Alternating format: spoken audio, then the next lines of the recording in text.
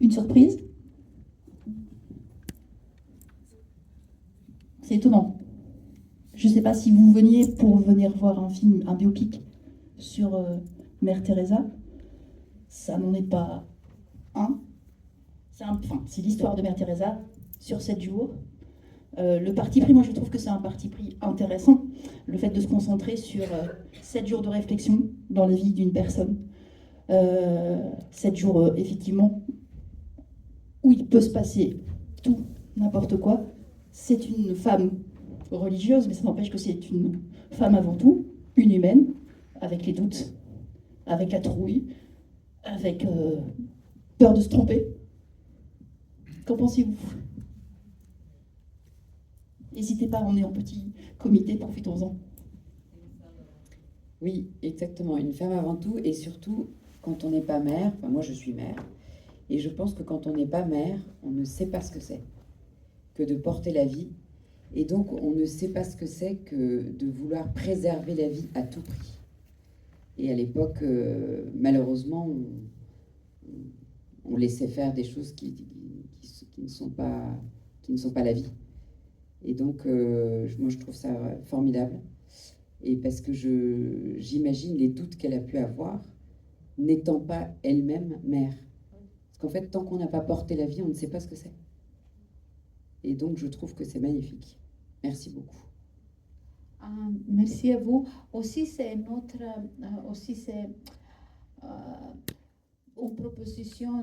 proposition. Qu'est-ce que ça veut dire être une mère? Oui, mère à un enfant, mère au monde. C'est ça. Ouais. Tout à fait. Oui. Et qu'est-ce qui vous a inspiré?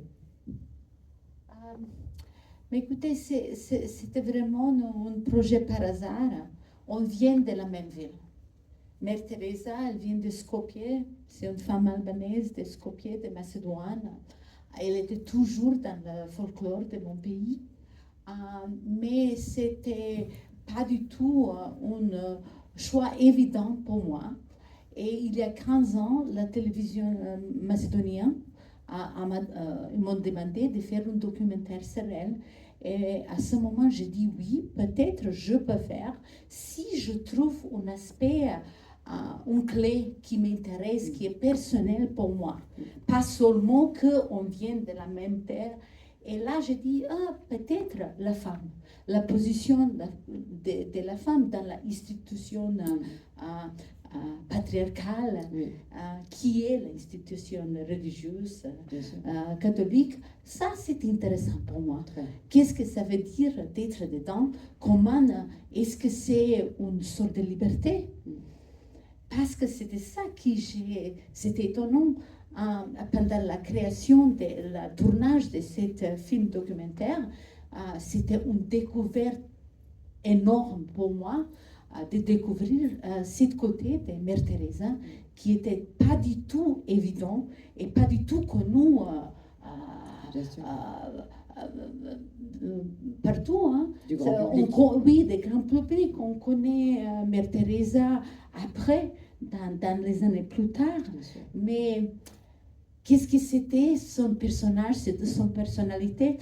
Pendant la création de la documentaire, j'ai eu la chance de faire des interviewer la dernière 5 femmes sœurs qui étaient là avec elle au début de la création de sa ordre. Et pour exemple, c'est Pierre, mon distributeur français de Nour, qui a vu le documentaire. Il m'a dit, mais c'est étonnant parce qu'il y a des interviews et il y a des scènes dans le film qui sont direct transcription de la situation qu'ils étaient rencontrés par les sœurs. Et c'est comme ça. À l'époque.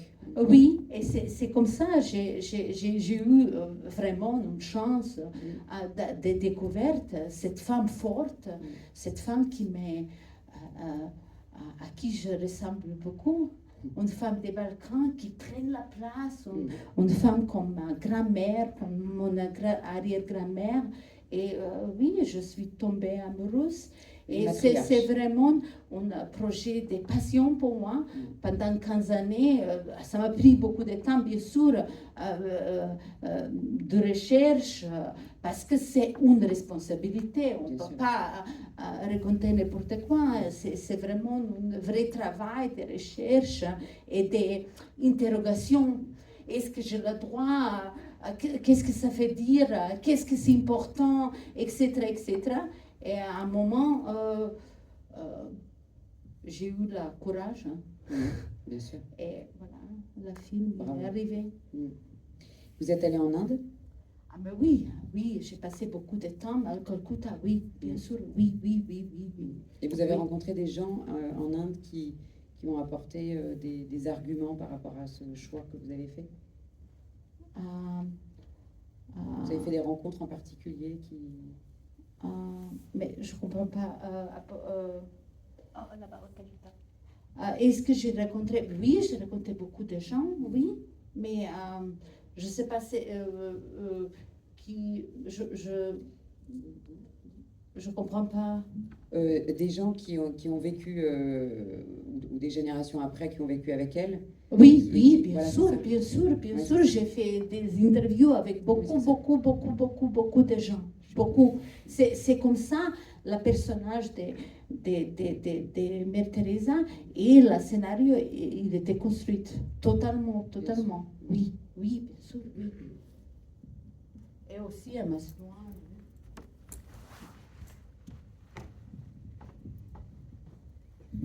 Je tiens à vous remercier pour tout le travail que vous avez fait. Ma question, c'est qu'est-ce que ce rôle a apporté dans votre vie? Comment ça vous a transformé? Parce que forcément, ça a changé quelque chose à l'intérieur.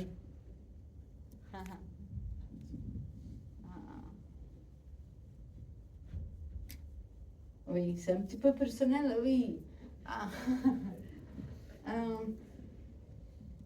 Moi, j'essaie d'être meilleure chaque jour, de comprendre l'être humain, d'être dans la compréhension, parce que parfois je suis très forte comme elle, dans mon manière d'être. J'ai appris la humilité. C'était vraiment un projet de humilité étonnant. Je comprends mieux comment je suis petite, comment je suis une part de quelque chose de plus grand que moi. Et aussi, je comprends mieux la force que j'ai en moi. En fait, je suis capable, comme nous tous, on est capable de faire grandes choses si on veut le faire, si on croit, si on a la croyance dans qu'est-ce que soit notre mission. Oui, je me sens... je me sens... je peux faire tout, mais avec du respect. Avec le respect vers l'autre. Et il y a une autre chose qui est importante par rapport à ce que j'ai découvert, c'est une vraie découverte en recherchant Mère Teresa, que c'était quelqu'un quand même, il faut le mettre dans la perspective. On montre une période, il y a presque 100 ans, et c'est une femme qui s'est acceptée, qui était totalement en acceptance avec qui est-elle. Et ça, pour moi, c'était une bataille de m'accepter, d'être comme je suis, imparfait, parfait, bon, pas bon, on tous essaie, et c'est ça que je trouvais bon, spécialement quand on met des femmes sur le grand écran, des femmes historiques. Il faut montrer la complexité de l'être humain. Et c'est ça, la beauté de la humanité. Alors, une question, merci déjà de venir jusqu'à nous pour nous présenter votre film. Quand on fait ce genre de film, il y a à la fois un gros travail de documentation et puis aussi forcément une adaptation en fonction de ce que vous avez ressenti de la personne. Et en fait, je me posais la question, quelle est la part de fiction et quelle est la part de réalité? Dans les faits qui sont relatés, est-ce que vous avez essayé de relater des faits de fiction, mais pour montrer le caractère de la femme, ou est-ce que les faits relatés viennent d'éléments qui sont réels, Relater, je comprends pas. racontés? Par exemple, est-ce que la question de la religieuse qui est enceinte, est-ce que c'est un fait réel ou est-ce que c'est une situation? Oui, Voilà. oui, bien sûr, bien sûr.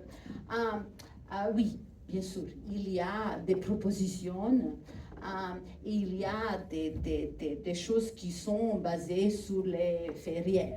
Par exemple, Madame Kumar, elle existait et toutes les scènes avec Madame Kumar, c'est quelque chose qui était raconté par Madame Kumar elle-même. C'est elle qui m'a donné l'idée que Mère Teresa c'était une Robin de Bois, parce qu'elle me disait, elle vient chez moi, elle appelle, après ça coûte cher, mais elle a fait ça, c'était deux copines. Bien sûr, Père Frédéric aussi, c'est Father Van Exem qui existait, c'était son confesseur personnel, avec qui elle a eu une relation très intellectuelle, vraiment. Et à un moment, dans l'ordre, leur relation a évoqué des jalousies chez des sœurs, des sœurs de Loreto. Et Mère Teresa, elle était envoyée à Darjeeling. Et c'était à ce moment qu'elle a eu la vision par rapport à ça ordre. Toutes les histoires d'Agnieszka, c'est inventé, c'est ma proposition à moi. La personnage, pour moi, c'est un film de motherhood, être une mère, comme la dame elle l'a proposé au début. Et pour moi, les deux personnages, c'est comme ils sont la yin et yang, c'est un personnage. Parce qu'Agnieszka, c'est l'émotion. Mère Teresa, c'est la fortitude. Et Agnieszka, c'est tout ce qu'elle dénonce. Elle renonce, pas dénonce, renonce par rapport à qui sont ses désirs, où elle va aller, qu'est-ce qu'elle renonce, etc. etc. Aussi, c'est important pour moi de parler de l'abortion. Et cette problématique-là, parce que vous savez, bien sûr, tout ce que Mère Teresa, elle était pro-life, et on ne pouvait pas montrer autre chose, mais c'est intéressant de parler de ce sujet-là comme un de ces démons, ces illusions, ces défis à ce moment. Voilà. Bonsoir. Premièrement, je veux vous féliciter pour tout le travail que vous avez fait. C'est extrêmement difficile de faire un film. Je viens un peu de mes milieux et c'est extrêmement difficile de se mettre à la place de ce personnage. Et comment vous avez trouvé la foi et comment votre foi en Dieu, en Jésus, comment vous êtes rapproché? Est-ce que votre foi a grandi? Qu'est-ce que vous avez senti et comment vous sentez, comment vous voyez, quelle est votre vision de foi en Dieu, pas seulement par rapport à Marie-Thérèse, parce que c'est tout un ensemble de tous ces saintes et toutes ces personnes qui ont donné leur vie, comme vous aussi, vous avez donné beaucoup de temps de votre vie pour cette histoire. Mais je pense que j'ai répondu. C'était la première question de la dame-là. De toute façon, j'ai grandi. Je ne peux pas dire autrement. J'ai grandi. Je me sens...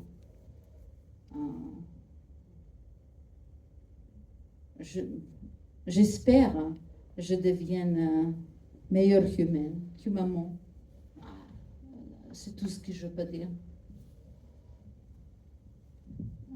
Je ne peux pas aller... Je sais qu'est-ce que vous demandez, mais ça, c'est des choses personnelles. Et finalement, je pense que le film raconte tout. Vraiment, vous savez, quand on fait un film, on espère qu'on dit des choses avec le film. Et c'est bien cette rencontre-là. J'adore parler avec le public. Mais il y a une limite. Excusez-moi. Moi, je voulais vous féliciter d'avoir pris cette actrice qui est exceptionnelle à mes yeux et qui est magnifique. Vraiment magnifique dans ce rôle et vous l'embellissez encore. Moi, c'est quelqu'un que je respecte beaucoup, que j'aime beaucoup. Et vraiment, c'est formidable. Merci à vous. Merci à ça. Vous savez, Noomi Rapace, oui, c'est une actrice culte. Aussi, pas du tout, les gens me disent que c'était pas du tout le choix évident. Mais pour moi, c'était évident. C'était vraiment évident. Et c'est à cause des Millennium. C'est seulement Elizabeth Salander. C'était la Millennium. Et pourquoi pas? Pourquoi pas? Elle est tellement d'autres choses. Ah oui, pourquoi pas? Mère Teresa, c'était une bombe d'énergie. Elle a eu le feu en elle. Et bien sûr, quand on fait le casting, l'aspect physique est aussi important. C'est une femme petite.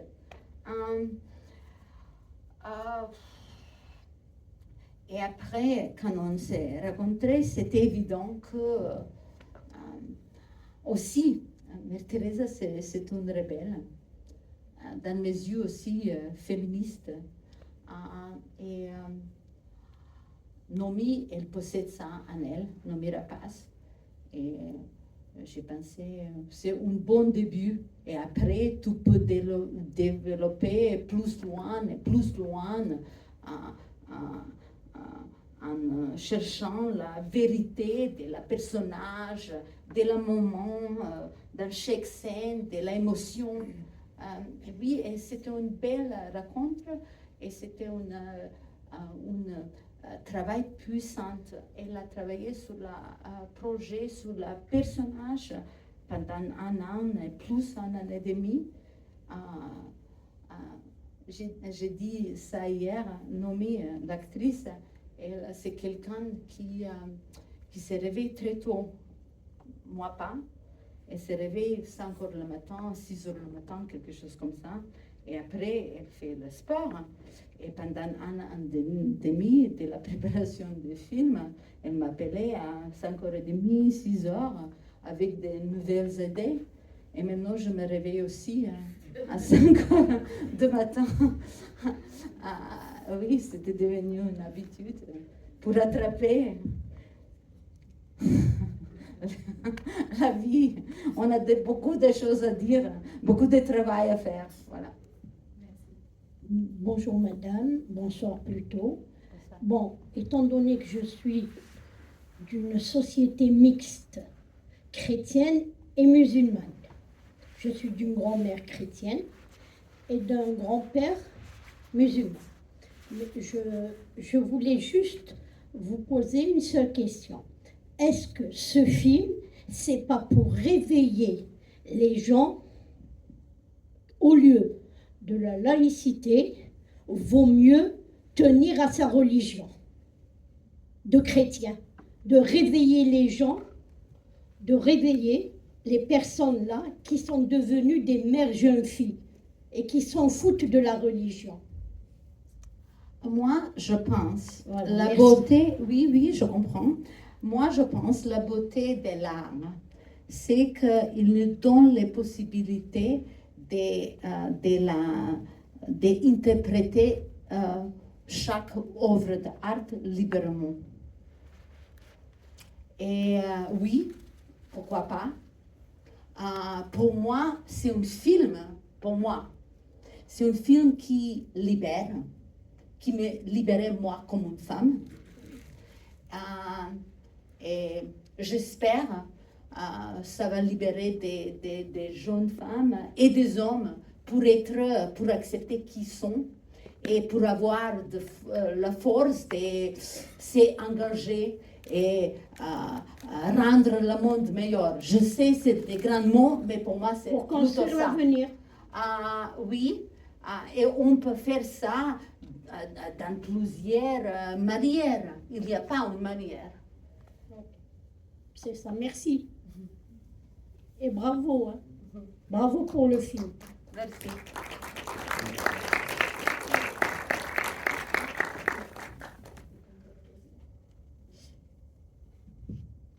Bonsoir madame. C'est très beau votre film. Merci.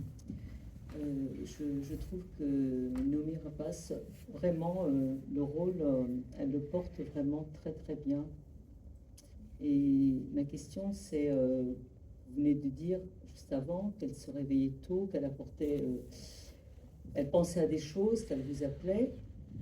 Est-ce qu'elle est de foi catholique, hein?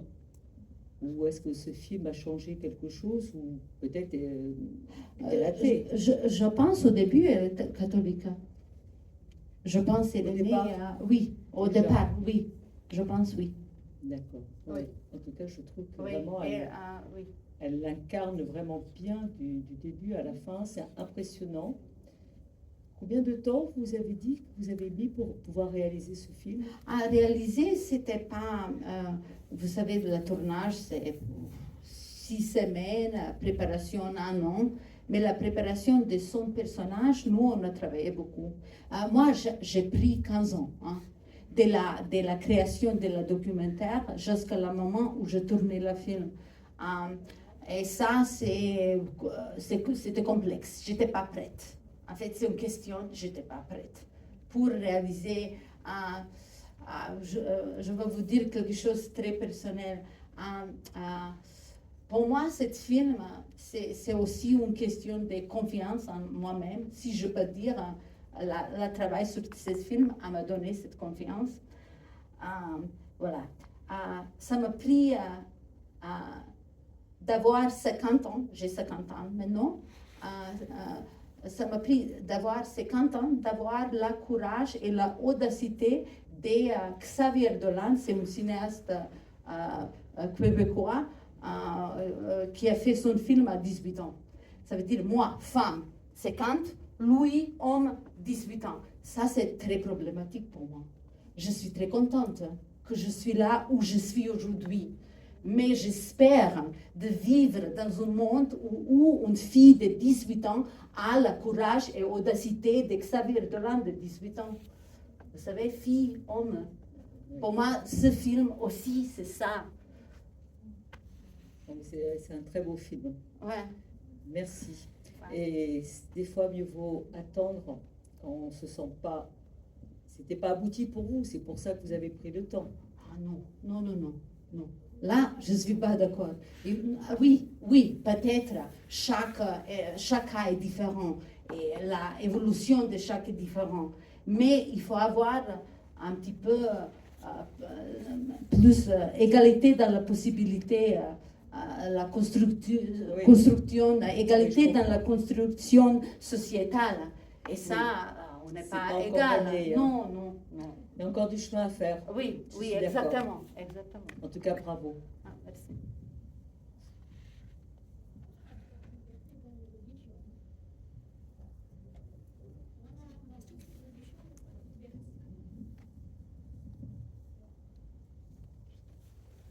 Bonsoir. Juste une petite remarque. J'ai bien aimé le choix musical que vous avez fait, en décalage avec le thème. Ça décoiffait vraiment. Et en même temps, ça illustre bien les tourments et les hallucinations que Mère Teresa apparemment avait. Ça, c'est biographique. Le choix musical. Oui, je veux dire... La tourmente, mais oui, oui. Par exemple, beaucoup de son personnages viennent aussi de ses écrits personnels, son diary personnel, où elle parle de la période noire, où elle doute tout. Elle parle beaucoup de sa vanité, propre vanité, de motherhood, de sa ambition. Elle a eu des doutes vers sa foi, Dieu. À un moment aussi, elle a dit, si je deviens un saint un jour, je vais être un saint de la noire, de darkness. Oui, Et ça, c'est intéressant. Oui, elle parle de sa propre état, son propre bouleversement, mais aussi, il y a ambition dans ça. Si un jour je deviens ensemble. Et c'est ça qui est intéressant, ça me passionne. Et la musique, oui, bien sûr, la musique va avec son côté rebelle et aussi avec son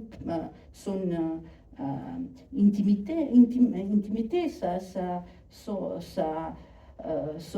comme vous avez dit, son bouleversement dans ce moment. Bien sûr, j'ai choisi de parler de 7 jours.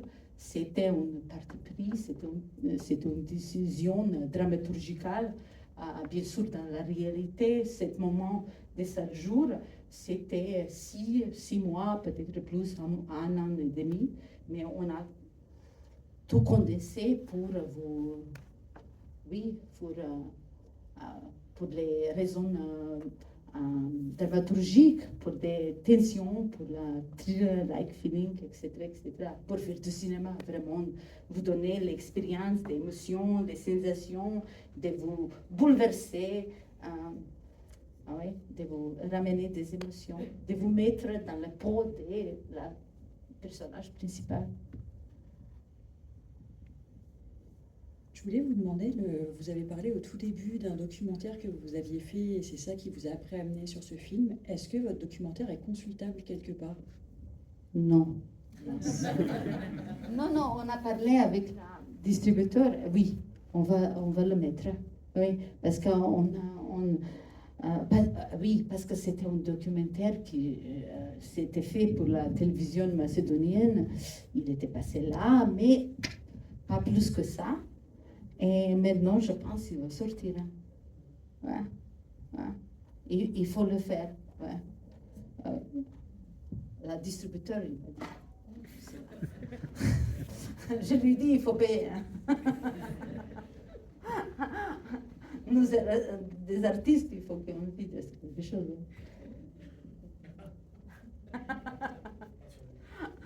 Oui, pas seulement l'air.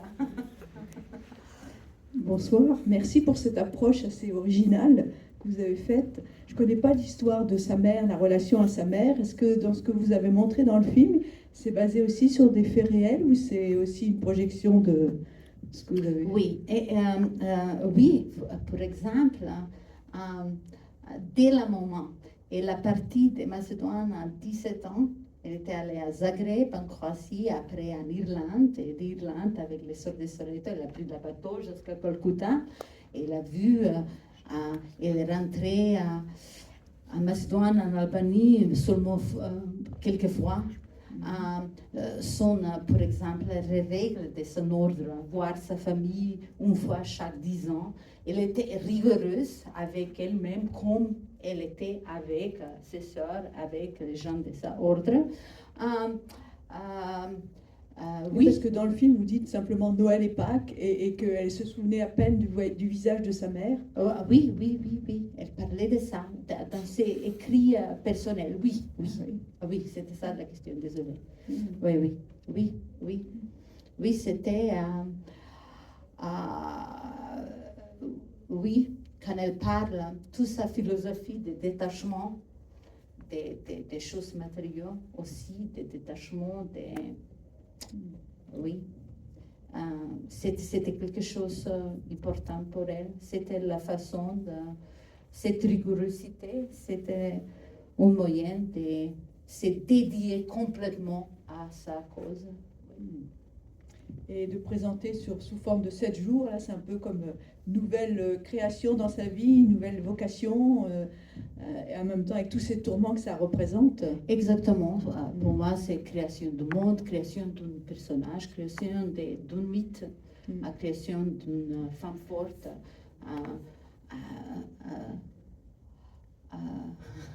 J'ai eu une projection à Genève.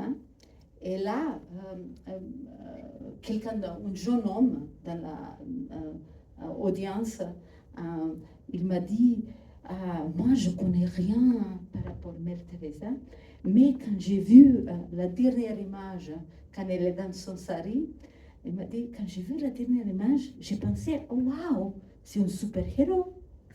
Et j'ai dit, ah, ça c'est intéressant, la nouvelle génération. On a beaucoup de super-héros qui sont en train de se tuer, je ne sais pas, faire quoi. Ah oui, peut-être c'est pas une mauvaise idée. Hein?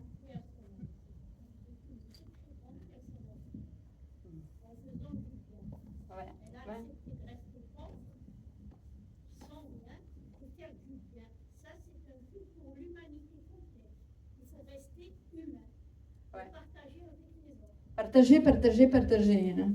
Et on est dans le pur capitalisme, égoïsme. Moi, moi-même et moi. C'est problématique, il faut changer quelque chose, sinon. Est-ce que vous avez vu Baroudeur du Christ qui vient de sortir? Baroudeur du Christ? Non. Extraordinaire, c'est exactement le Non, ça c'est des films français. Non. Elle n'a pas eu le temps parce qu'elle est partie accompagner son film un petit peu partout en France. Donc, dans le monde entier. Dans le monde entier. Dans le monde entier en oui, plus. Non.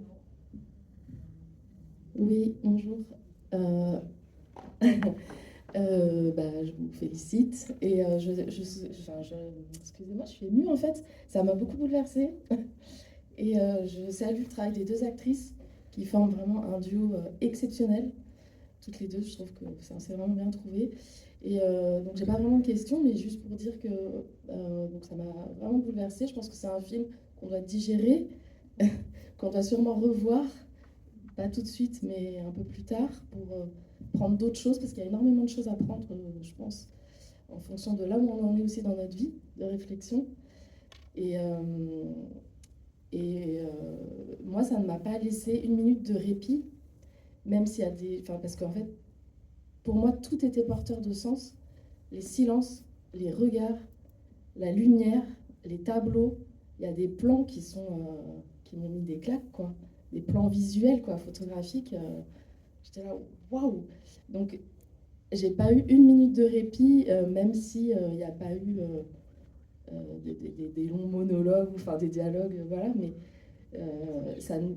moi, ça m'a pris tout le temps. Et effectivement, jusqu'à la dernière minute où elle s'en va dans le monde, mais en fait, elle se retourne, quoi. Et elle nous regarde, quoi.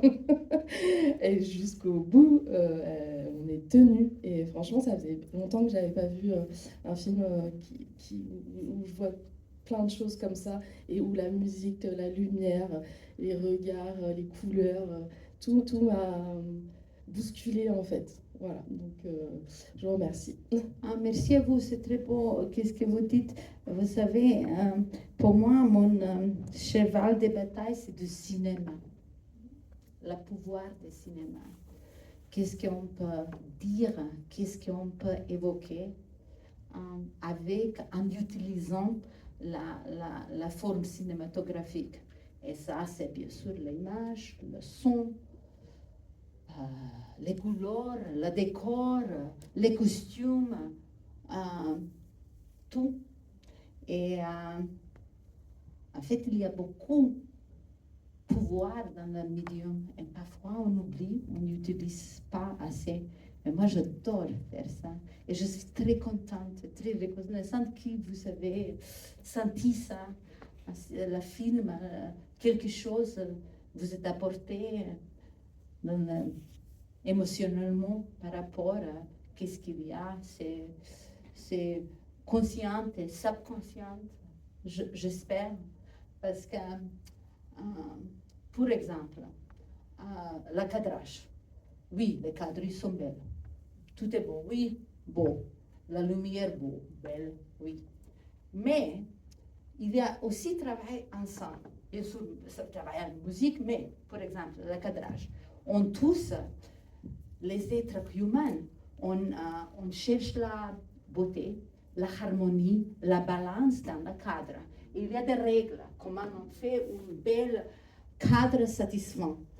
Et tous les cadrages dans ce film, ils sont beaux, mais il y a quelque chose qui dérange.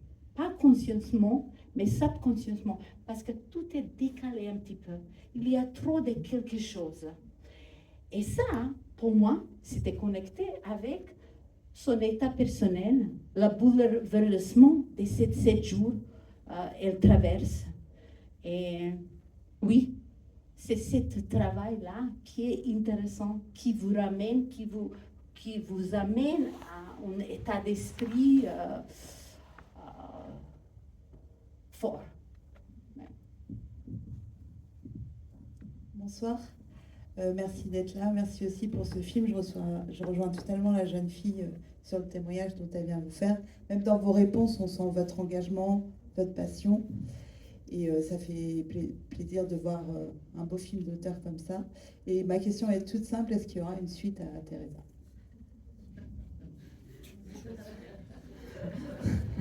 Parce que c'est un super-héros par boom. Oui, bien sûr.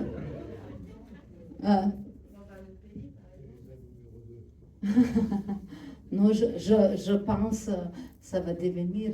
Il y a, vous savez, la question, les artistes, nous, tous les artistes, c'est quand tu fais une œuvre, c'est le plus difficile moment, c'est quand tu sais que c'est fini.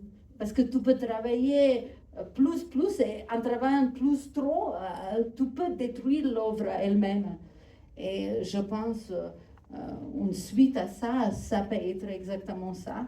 Mais oui, la histoire, ça m'intéresse. Qu'est-ce que ça m'intéresse dans la histoire aussi, c'est les personnages féminins. Parce que je pense que c'est important de montrer la complexité, la multivisage des femmes, la richesse. Et oui, ça c'est je vais vers là, mais je ne peux pas dévoiler trop. Mais je reviens, j'aime bien la team de pâté ici. On a bien dîné, on a bien discuté. Et le public, là, c'est bien. Oui, c'est un vrai plaisir. Espérons que vous allez gagner un prix Magda. C'est un vrai message pour toute l'humanité. Merci. Mais ça, c'est un prix. Vous, désolé, on n'a pas besoin. Merci Théona, on vous envoie plein d'applaudissements pour que vous rechargiez encore en énergie pour pouvoir continuer à partager votre film avec d'autres. Bonne soirée à vous, à bientôt.